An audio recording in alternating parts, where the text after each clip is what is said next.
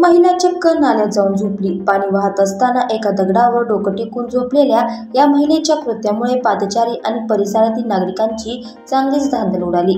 महिलेचा मृतदेह आढळला। कुणी खून झाल्याची माहिती पोलिसांना काहींनी फोन करून दिली। या माहितीच्या आधारे शहर आणि शिवाजीनगर पोलिसांचे पथक घटनास्थळी पोहोचले, मात्र पोलीस येण्यापूर्वीच ती महिला उठून चालत निघून गेली।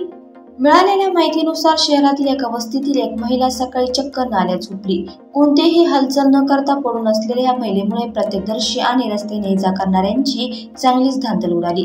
कोणत्याही गोष्टीची शहानिशा न करता काहींनी परिसरातील नाल्यात महिलेचा खून झाल्याची माहिती पोलिसांना दिली। ही घटना वाऱ्याच्या वेगाने परिसरात पसरताच इथे बघ्यांची गर्दी जमा झाली।